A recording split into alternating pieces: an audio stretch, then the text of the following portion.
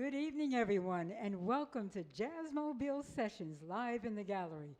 We're so excited about this premiere event for Jazzmobile, and we're so excited that so many of you have tuned in. At the top of all the Jazzmobile concerts, we know we like to give thanks to those who make it possible for us to do what we do.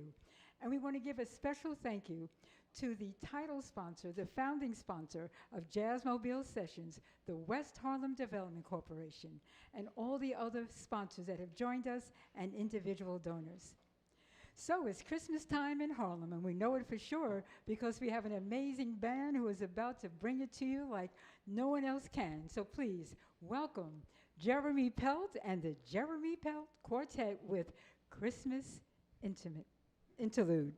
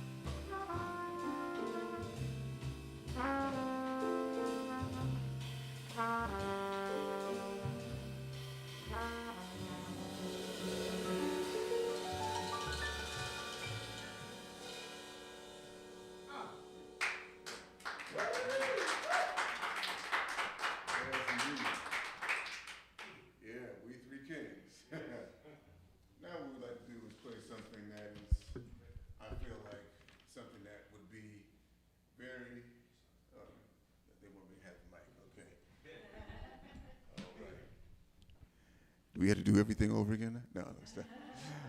Now what we'd like to do is play something that I feel like is internationally known. I know some people that are not from the States that have not heard this song. So I don't know if we would call it American classic, but we played it a few times when we were in Chicago, and I didn't give the title in hopes that people still recognize the melody. Although I will tell you that we put a different treatment on it, but it shouldn't throw you too badly. Anyhow, we can talk about it after. As Miles Davis told Rudy Van Gelder, we'll play it now and tell you what it is later.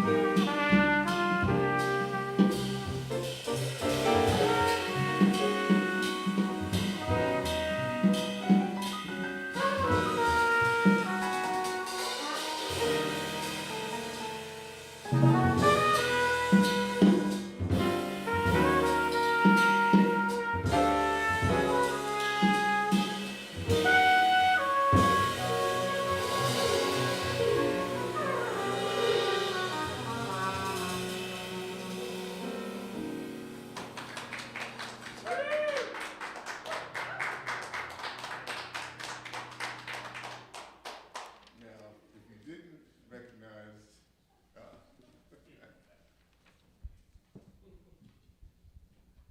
was my whole joke. Well, I was gonna say, if you didn't recognize it, then I wrote that song, and I take all the royalties right now. No, of course that is the perennial classic. Christmas Time is Here from Peanuts. Although it's got a different grown and sexy vibe than the cartoon, which was in 3/4 time. But I kind of like this arrangement, so we're gonna keep it. Now what we're gonna do is close out this set by playing something that's going to feature our drummer in particular. And we only did 5 songs on the EP, and you've heard all 5 songs, or about to hear all 5 songs. And this is also, by the way, the recording band. One more time for Victor Gould, birthday boy. Leighton Harrell on the bass. And Jared Spears on the drums. And as I thought about what we should end this set with, well, oh no, there's, okay, yes. Well, there is going to be one more, but this immediate set, and then the next. I guess we can't edit all this out, but no, well, the cat's out of the bag now, right? Point is, before we get to talking some more with our esteemed Robin, this is going to be the last song before our interval. And it's going to feature, again, our drummer on something called Little Drummer Boy.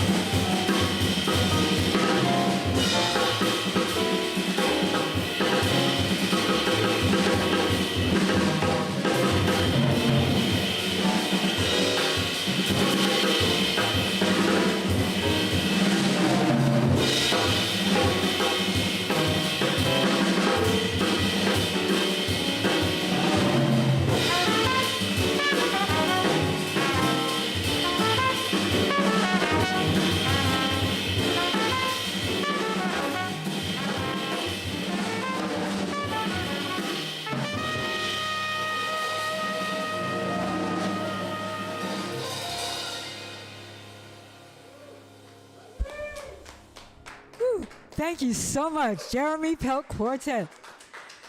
Ooh, thank you so much. And while Jeremy joins me over here, we can start our conversation. I want to take a second to also give a very special thank you to Miss Maria Granville, who owns the brownstone that we're in, who is our host, and she has a wonderful a wonderful bed and breakfast. I almost called it something different. Called Home to Harlem. And of course, the gallery we are in is Artful Walls, which is curated and managed by Robert Newman. So I want to thank both of them for making it possible for us to be here as we launch our first ever Jazzmobile Sessions in the gallery, a live stream. So I just realized, do we have just this one microphone? We're talking? We're getting a second one? He's doing it now? Okay. So while that switch up is happening, I want to also remind everyone that Jazzmobile Sessions is a monthly concert series, and we will be back at the Interchurch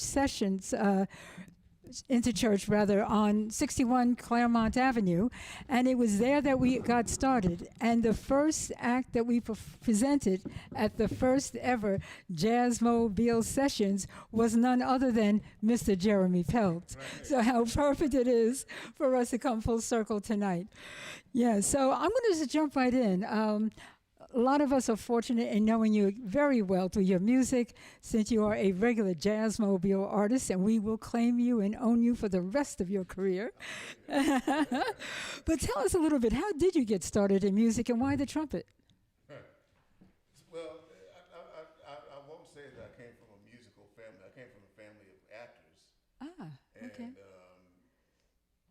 I think I very quickly learned that acting wasn't my thing. It stopped running after my sister. I think music was always something that I had a great appreciation for. My mother always played music in the house, and nice. Early on it was classical music that I was really keen on. Right. And so I started playing trumpet. Well, I'll tell you how it was. It was fourth grade. Now, you have to imagine that I have all from K through 12, a nearly perfect attendance record. Oh, that's Nearly impressive. perfect. It's impressive. I only missed maybe a handful of days in school, maybe 2 or 3. Now imagine that one day that I missed was the day that it was time to choose your instrument. Oh, no. Right? And so I get back, and I don't know what I would have chosen had I been there. But, I get back, and there's just the trumpet and the clarinet left. And my teacher, Mrs. Johnson, I remember, she says, okay, you have the choice between these two. And this is also a good time. This is when schools still had instruments in them. I was just going to say that, yeah. So which one do you want? And I looked at the clarinet, and I saw those buttons on the clarinet. I said, I'm not going to make that. That's not going to happen.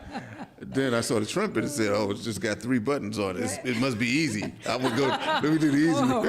Okay. And so, and that's why I chose the trumpet. And I found out the hard way it's not easy, but it's also very rewarding. And it was something that I just never wanted to put down.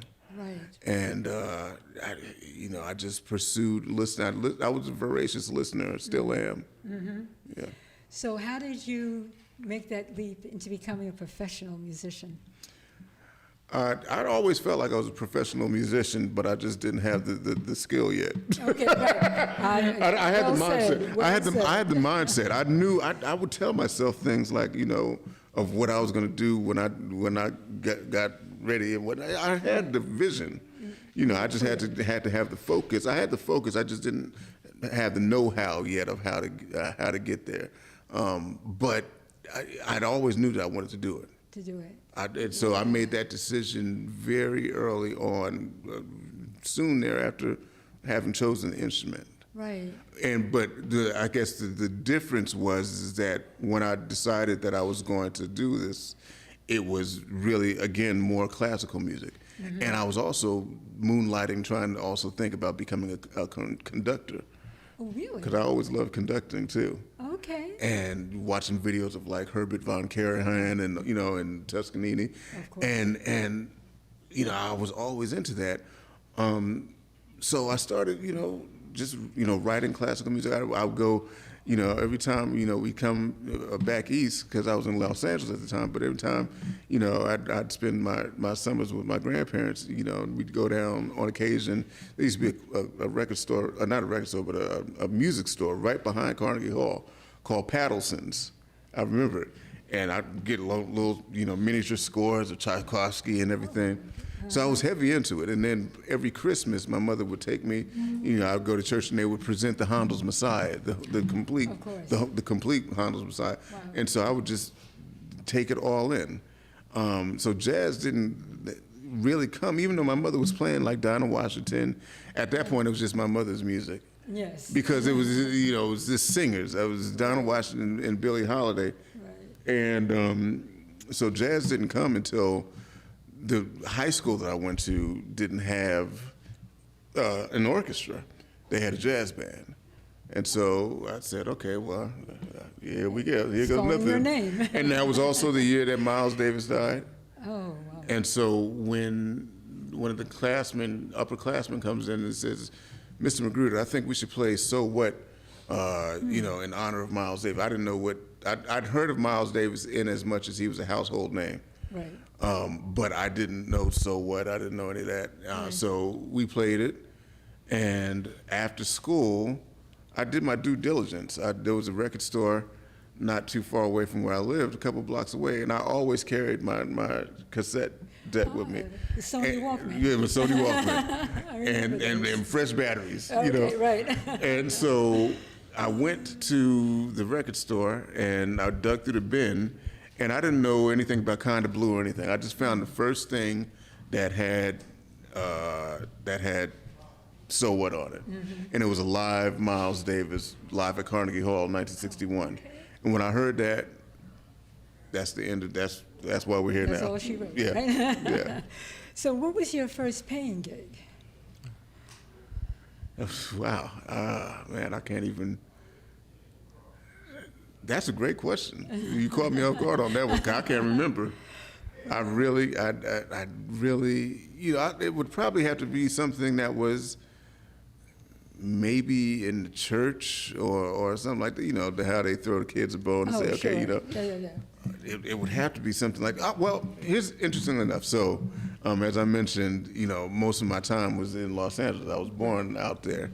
But I split time between Los Angeles and the Bronx. Oh. But in Los Angeles, there's this, and it's still there, it's called the 3rd Street Promenade, which is an outdoor mall kind of, walking thing. It's, very Californian. Right. And I used to, like, get a band, together of my friends from school, and we would go out and play on the street. Nice. I guess I never knew it was called busking. Now I see busking everywhere. Oh, that's what it's called. But that's what we put our little cases out there, and we'd play our hearts out. We'd play Satin Doll and Blue Bossa and all those, and we'd make a nice little piece of change. Not bad.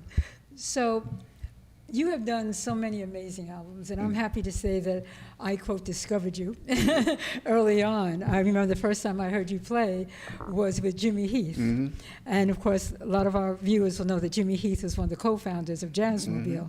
And I remember when I heard you play, I was listening to the music, and all of a sudden I heard your horn. I said, I'm sorry, who was that?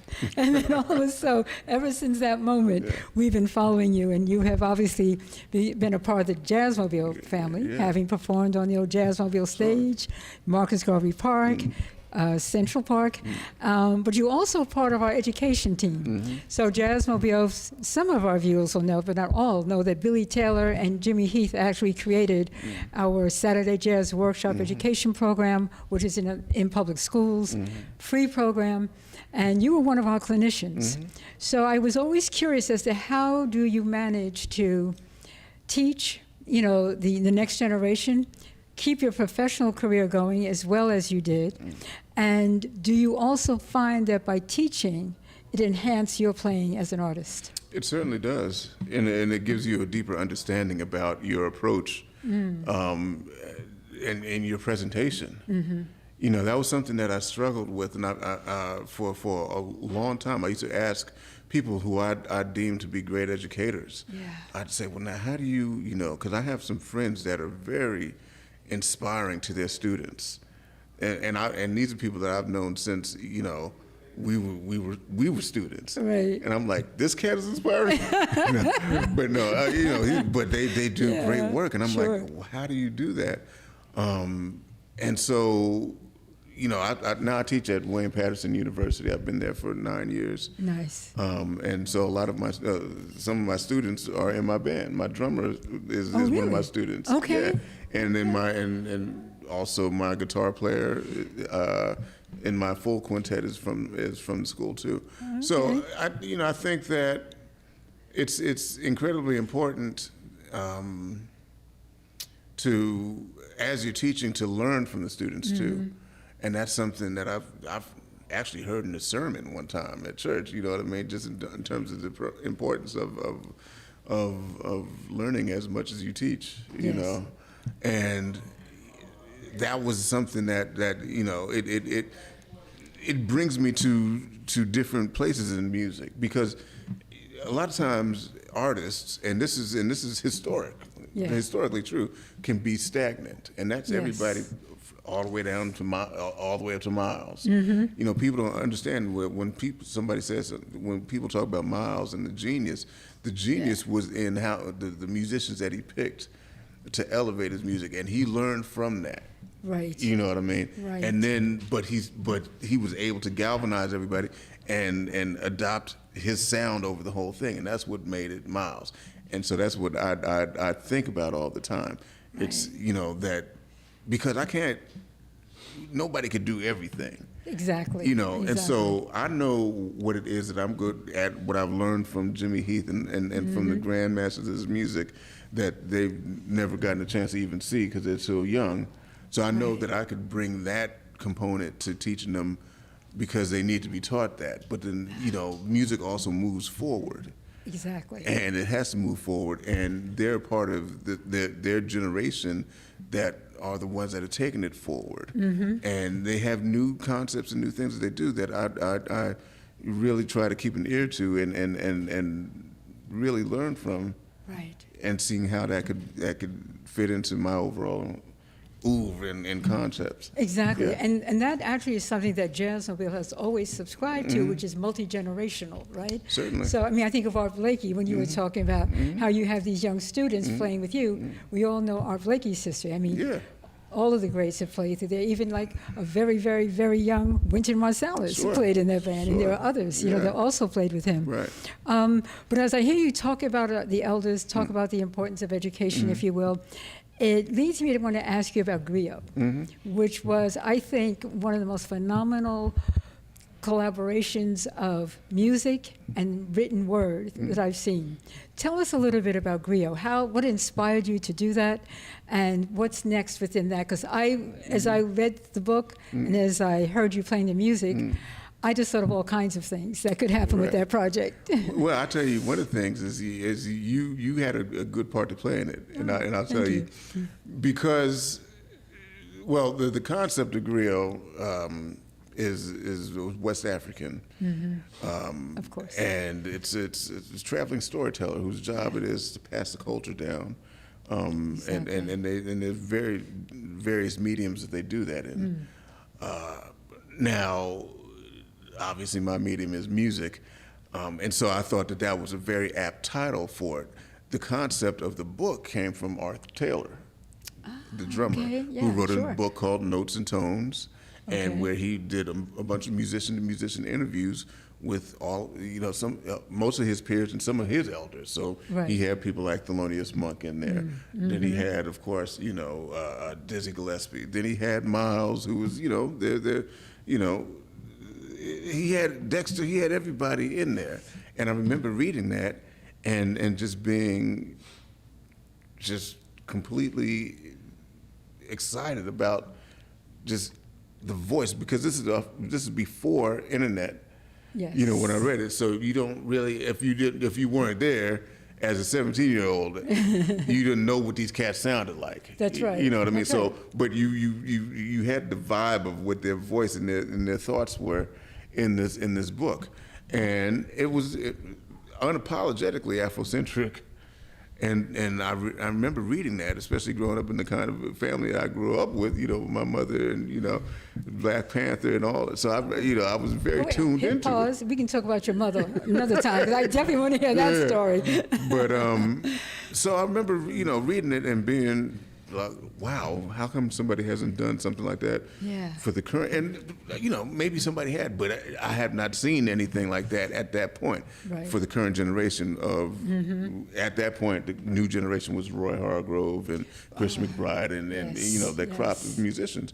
And so fast forward 30 years later, I'm like, you know what, I'm sitting on the couch and this was in 2018, I'm sitting on the couch and I'm just going through a whole bunch of YouTube videos and watching, I stumbled onto this interview of Art Taylor, and it was at the Schomburg, and it was conducted by Warren Smith. And Great I had played musician. with Warren Smith when I first moved to New York, so I know that I had some kind of rapport with him, but I didn't have his number, and this is where you come in. Because I was asking you, can you get me Warren Smith's Yes, number? and he was one of our clinicians at the time, so Exactly. I had it on speed dial. And he was the first person that I interviewed. Now, the way it started was that I had this drive to really interview older black jazz musicians that did not get as much ink as their contemporaries, who also deserved it. But just somehow didn't get, And so he was on the short list. It was Warren, it was Bertha Hope, there was Paul West, and these were all people that I played with when I first moved to town. Wow. And so I did that, and like I said, Warren was the first person, Nice, and then I nice. think Paul was the second, and then something occurred to me as I was going down my short list. I was on the road with Kenny Barron, and we were in Boston for a couple days. Okay. And something just told me, I said, man, you're going to kick yourself if you don't ask this man for an interview. Exactly. And so I called his room, hey, Kenny, man, do you think I can interview you? Okay, no problem. He meets me it's daytime. We're in the club at Regatta Bar. Right. And we do the interview. And I was like, yeah, why should I limit myself, to just so Yeah. Kenny Barron, and then Amazing. I started thinking about it, and I said, let me get Jonathan Blake. Now Jonathan Blake is my age, the Okay, drummer, right, his drummer. right.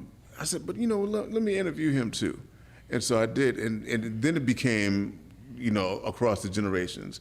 Then I started, and then I thought about it, and I thought about, I think one of the complaints that I would hear from a lot of younger generations is they felt like that they were being talked at, Yes, of course. And so I said, well, I want to go ahead and include their voice in there too. That's right. And so therefore I Very said, smart. okay, let me get Ambrose, Okay. Missouri, and all these cats, and people that were even younger than that. Right. And so I have, as a result, this span of generations Right. that is pretty, inclusive of Right. all the ages. And I think by doing that, bringing the younger generation going back as far as you did in terms of their age, it does also empower them. Because everybody wants to be seen, everybody wants to be heard, everyone wants to be acknowledged. And by doing that, that's exactly what you do with the young musicians. And there are more and more of us in the industry that I think are doing that. Some people are saying, well, we really want to do this to get the younger audience. Absolutely, I totally agree. Because that's the way we're going to get to what Jazzmobile, personally calls critical mass. Critical mass is where everybody is either spending some portion of their disposable income on jazz on a monthly basis. Jazz is being taught in every school in the country. I don't care if it's public, private, parochial, or homeschool. And then the other thing is that they are supporting our musicians. Let me say that one more time. We love it that people come to our free concerts, but we like it as much when they come into the clubs and buy a ticket. Right. They pay for a download Yeah. of your music. Yeah. So that's the only way that our musicians can create a living out of this wonderful music that we call jazz. One last thing I do want to ask you about.